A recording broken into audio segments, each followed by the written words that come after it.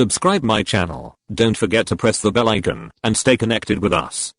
Let's start the video. Hello दोस्तों, स्वागत है आप सभी का हमारे YouTube channel Gurukul the knowledge hub में। दोस्तों आज हम 6.2 एक्सरसाइज के कुछ क्वेश्चंस को, question number 1 to question number 4, इसको हम सॉल्व करेंगे। तो इससे पहले मैंने आपको थेल्स थ्योरम के बारे में बताया, पाइथागोरस थ्योरम के बारे में बताया अपने चैनल में। आपने अगर उनकी वीडियो को नहीं देखी तो प्लीज़ इससे पहले आप पहले उस वीडियो को जाके देख लें। इस वीडियो के डिस्क्रिप्शन में आपको लिंक मिल जाएगा वीडियो का, क्योंकि थेल्स थ्योरम बहुत ही ज़रूरी है 6.2 के लिए। जितने भी क्वेश्चन आप करोगे आप देखोगे कि थेल्स थ्योरम उसमें यूज़ हो रही है। तो आइए स्टार्ट करते हैं अपने कुछ क्वेश्चन को और सॉल्व करते हैं। तो 6.2 का जैसे कि आप पहला प्रश्न देख पा रहे हो, ये जो दो आकृतियाँ दी गई है, पहली और दूसरी में, दोनों में DE समांतर BC है। तो फर्स्ट आकृति में EC और दूसरे में AD ज्ञात करना है हमें। फर्स्ट वाले फिगर में जो ये वाला हमारा फिगर है, इसमें EC लाइन हमें फाइंड करनी है। ठीक है, तो चलिए देखते हैं। सबसे पहले हम इसके क्वेश्चन के फिगर को बनाएंगे। तो ये हमने सेम फिगर उसकी साइड्स को रखते हुए, और जो साइड गिवन नहीं थी EC गिवन नहीं थी हमारे पास, तो EC को हमने मान लिया X। तो देखिए थेल्स थ्योरम, अगर आपने वीडियो देख रखी है या पहले से आपको पता है थेल्स थ्योरम क्या है, तो आपको पता होगा इसे हम बेसिक प्रोपोर्शनलिटी थ्योरम भी कहते हैं। बेसिक प्रोपोर्शनलिटी थ्योरम भी हम इसे बोलते हैं। इसमें क्या होता है, अगर ट्रायंगल में एक लाइन के पैरेलल लाइन खींची जाती है, तो वो पैरेलल लाइन बाकी की दो साइड्स को सेम रेशियो में डिवाइड करता है, यानी भुजाओं का अनुपात बराबर होता है। तो इसके अकॉर्डिंग देखो, आप सबसे पहले माना EC बराबर X, इसको आप नोट कर लोगे। त्रिभुज ABC में दिया है नोट करो पहले आप, DE समांतर BC, D भुजा BC के समांतर है, ये आपको दे रखी है, ये भुजा इसके समांतर है। तो इसके अकॉर्डिंग हम इसको देखो, AD बटे DB बराबर AE बटे EC लिख सकते हैं। ठीक है, तो ये हमने लिखा और रीजन में लिख दिया by BPT, basic proportionality theorem. अब देखो हम सबकी वैल्यूज़ को पुट करेंगे। AD की वैल्यू कितनी है, 1.5, देख सकते हो आप फिगर से 1.5। उसी तरह DB की वैल्यू 3, AE 1 और EC हमें फाइंड करना है X। यहाँ पे देखो हमने इन दोनों की क्रॉस मल्टीप्लाई की, तो क्रॉस मल्टीप्लाई करने के बाद आपको दिख जाएगा x इंटू 1.5 इक्वल्स टू 3। इसको जब आप सॉल्व करोगे पूरा, तो x की वैल्यू आपको मिल जाएगी 2, यानी EC जो साइड थी वो हमारी 2 सेंटीमीटर की थी। ये साइड मिल जाएगी आपको 2 सेंटीमीटर। तो चलिए अब इसी के अगले प्रश्न पे आप अगला फिगर देख रहे हो, ABC ट्रायंगल है जिसमें AD आपको फाइंड करनी है, बाकी की 3 साइड्स गिवन है। तो सबसे पहले हम ऐसे ही फिगर को बनाते हैं। इस फिगर में आप देख सकते हो AD को हमने X माना है, क्योंकि ये गिवन नहीं है, हमें निकालना है। बाकी की साइड्स नोट की हमने, सेम वैसे ही माना AD बराबर X सेंटीमीटर। त्रिभुज ABC में DE समांतर BC, ये हमें गिवन है। ठीक है, DE और BC समांतर है। तो वैसे ही जब ये दोनों भुजाएं समांतर हैं, तो बाकी की अन्य भुजाओं को ये बराबर अनुपात में बांटेंगे, AD और DB, फिर इधर AE और EC, ये भुजाएं एक अनुपात में होंगी। तो इसको हमने लिख लिया AD बटे DB बराबर AE बटे EC। सारे भुजाओं के मान, AD के लिए X 7.2, 1.8 और 5.4, ये सभी को पुट करने पे आप यहाँ पे डिवाइड करो, 1.8 से 5.4 को डिवाइड करोगे आपको 3 मिल जाएगा।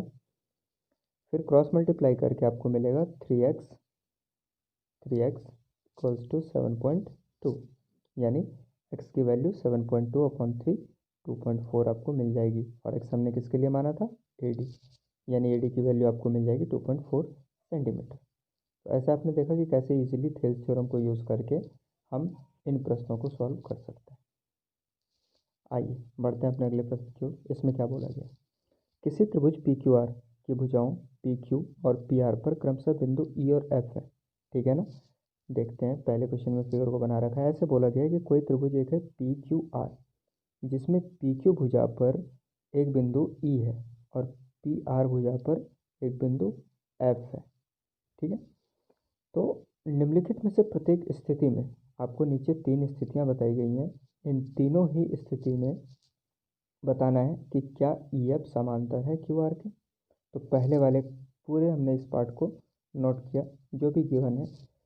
पहले वाले के लिए फिगर भी बनाई है हमने, देखो आप, पी क्यू आर बनाई, जिसमें यहाँ पे पी ई 3.9 है तो 3.9 हमने डाला।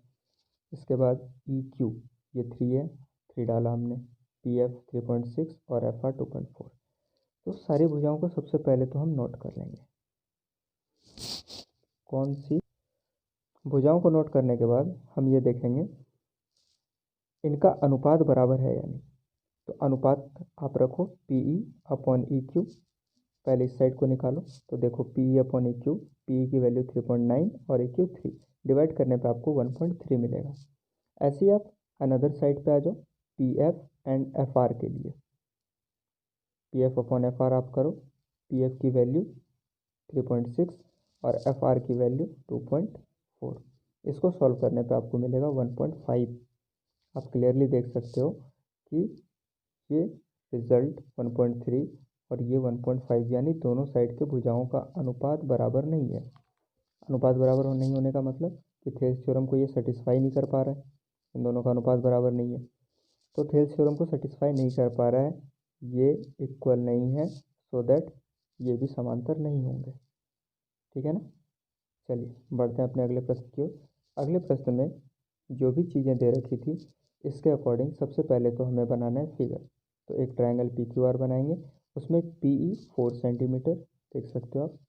फिर ई क्यू आपके प्रश्न में दे रखा है 4.5 सेंटीमीटर, पी एफ 8 सेंटीमीटर और एफ आर 9 सेंटीमीटर। इन सभी को नोट किया हमने। ठीक है, फिर से वही सेम चीज़ें करनी है हमें। इन दोनों भुजाओं के अनुपात को लिखेंगे पहले, पी ई बटे ई क्यू। वैल्यू पुट की, पी की वैल्यू 4 और 4.5 डिवाइड करने के बाद आपको 8 अपॉन 9, 8/9 मिल जाएगा। सेम अब P F upon F R इसको कैलकुलेट कर सकते हो, इसके अनुपात को निकाल सकते हो। P F upon F R आपको ऑलरेडी 8/9 दे रखा है। अब देख सकते हो कि दोनों ही अनुपात बराबर है। तो जब ये दोनों अनुपात बराबर हैं तो अतः हम कह सकते हैं कि भुजाएं समांतर है। ठीक है, तो ऐसे हमारे 2 प्रश्न सॉल्व हो गए। तीसरे प्रश्न के लिए हम पहले तो देखते हैं कि कंडीशन क्या दे रखी है। देखिए, P Q 1.28, P R 2.56, P 0.18 centimetre और पी एफ 0.36 सेंटीमीटर ये दे रखा है। ठीक है, तो इस दिए हुए के अकॉर्डिंग सबसे पहले तो बनाओ आप फिगर। तो आइए हम देखते हैं फिगर को। तो देखिए, एक फिगर हमने बनाई जिसमें पी ई 0.18 सेंटीमीटर, फिर इधर पी एफ 0.36 और कंप्लीट लाइन, ये कंप्लीट लाइन पी क्यू 1.28 और इधर कंप्लीट लाइन 2.56। ठीक है ना, ऐसे हमने इन सभी को यहाँ पे नोट कर लिया। अब भुजाओं का अनुपात यहाँ पे थोड़ा सा अलग रखना है। आप देख सकते हो एक आधी भुजा दे रखी है, फिर कंप्लीट, तो अनुपात भी हमें ऐसे ही निकालना है, पी ई बटे पी क्यू। ठीक है, मान रखने के बाद जब आप सॉल्व करोगे आपको 9/64 मिल जाएगा। दूसरी साइड से भुजाओं का अनुपात निकालते हैं हम पी एफ बटे पी आर के लिए। तो पी एफ की वैल्यू 0.36 और पी आर की 2.56। तो इसको भी जब आप सॉल्व करोगे, सबसे पहले तो पॉइंट को हटाने के बाद जब आप इसको डिवाइड करते हो 4 से, तो ऊपर 9 और नीचे 64, यानी 9/64 मिल जा रहा है। तो आप देख सकते हो दोनों की रेशियो इक्वल है, दोनों की बराबर आ रही है। इसका मतलब हम कह सकते हैं जब भुजाओं का अनुपात बराबर है तो भुजाएं समांतर होंगी। ठीक है, तो दूसरा प्रश्न भी हो गया हमारा। चलिए देखते हैं अगले प्रश्न को। क्वेश्चन नंबर 3 है हमारा।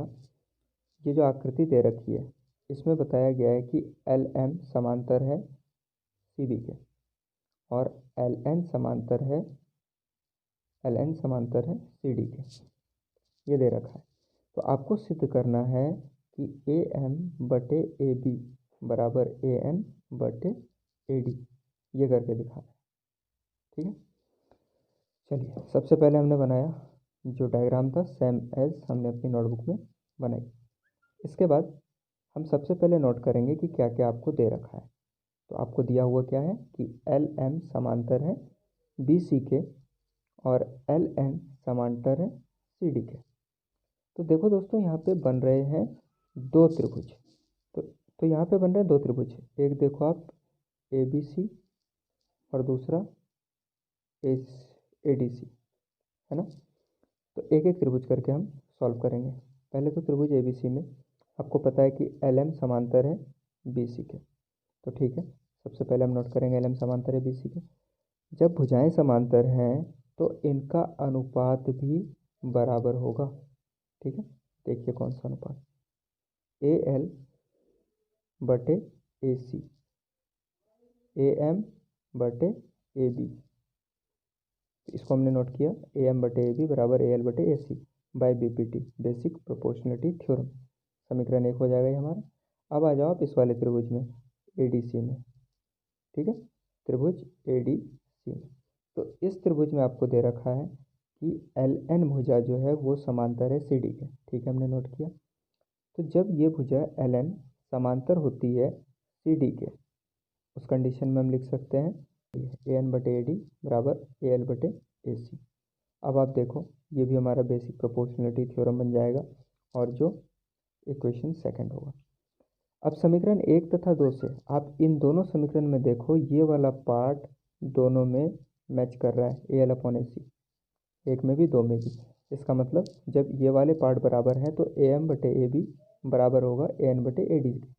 लास्ट वाली लाइन है दोस्तों, इसको थोड़ा सा करेक्ट कर लेना। यहाँ पे जो है ना, ये A N upon A D है, ठीक है ना, A N upon A D. तो ये हमारा दोनों समीकरण से प्रूफ हो जाएगा और यही हमें प्रूफ करना था। चलिए अब हम अपने चौथे प्रश्न को देखते हैं। इस क्वेश्चन में दे रखा है दोस्तों, डी समांतर है ए सी के और भुजा डी एफ ये समांतर है ए ई के। ठीक है, अब हमें प्रूफ क्या करके दिखाना है, B F upon F E बराबर बी ई बटे ए सी। तो इस क्वेश्चन को हम दो टाइप से करेंगे। दो टाइप का मतलब, सबसे पहले तो हम कंप्लीट ट्रायंगल को देखेंगे। कंप्लीट ट्रायंगल बोलने का मतलब है ए बी सी, अब जो ये ट्रायंगल देख रहे हो। ठीक है, तो जब हम कंप्लीट को देखेंगे तो डी ई समांतर ए सी है। इसमें इसका ध्यान रखना है कि डी ई समांतर ए सी को रखते हुए हमें सॉल्व करना है। तो ठीक है, चलिए हम नोट करते हैं। त्रिभुज ए बी सी में दिया है डी ई समांतर ए सी। डी ई समांतर ए सी का मतलब बी ई और अपॉन में आ जाएगा ए सी। ठीक है, वैसे अपोजिट में अगर आप देखें हम बी डी डी ए, इसको लिखते हैं हम अनुपात में। तो B D upon D A B upon A C, basic proportionality theorem, समीकरण 1। अब आ जाते हैं दोस्तों त्रिभुज बी ए ई में। त्रिभुज बी ए ई का मतलब कि अब हमें समांतर रेखाओं को चूज करना है कुछ इस तरीके से, डी एफ और ए ई। ठीक है, क्योंकि हम बी ए ई ले रहे हैं। तो इन दोनों को अगर आप समांतर रेखाओं को चूज करते हो तो बी एफ बटे एफ ई बराबर बी डी बटे डी ए। ठीक है ना, तो ऐसे अनुपात में हम इसको लिखेंगे, बी डी बटे डी ए बराबर B F upon F E, basic proportionality theorem, समीकरण 2। समीकरण 1 और 2 से आप देख सकते हो कि दोनों ही समीकरण में B D upon D A match हो रहा है। तो जैसा पहले भी हमने देखा कि एक पार्ट इक्वल हो जाने पे दूसरा पार्ट भी इक्वल होता है। इसको हम लिख लेंगे बी बटे ई सी बराबर बी एफ बटे ई, बी एफ बटे एफ ई। तो ये हो जाएगा प्रूफ। तो आज की वीडियो में दोस्तों हमने सेकंड 2 एक्सरसाइज के 4 प्रश्नों को देखा। शेष बचे प्रश्न आपको कल की वीडियो में मिल जाएंगे और ये क्लासेस अब आपको मैथ्स के रेगुलर थोड़े थोड़े क्वेश्चन सीरियल वाइज में कराते रहूँगा। तो जो भी 10th क्लास के लिए बोर्ड की प्रिपेयर कर रहे हैं वो हमारे चैनल को सब्सक्राइब करें, वीडियो को देखें और ऑनलाइन पढ़ाई के माध्यम से आप अपनी पढ़ाई को और भी बेहतर बनाएं। ये मेरी गारंटी है कि मैथ के आपको एक एक क्वेश्चन समझ में आ जाएंगे। तो ठीक है दोस्तों, वीडियो कैसी लगी आप हमें कमेंट करके ज़रूर बताइएगा। अच्छी लगी हो वीडियो तो वीडियो को लाइक कीजिए, हमारे चैनल को सब्सक्राइब कीजिए और ज़्यादा से ज़्यादा अपने दोस्तों तक शेयर कीजिए। वीडियो को पूरा देखने के लिए धन्यवाद।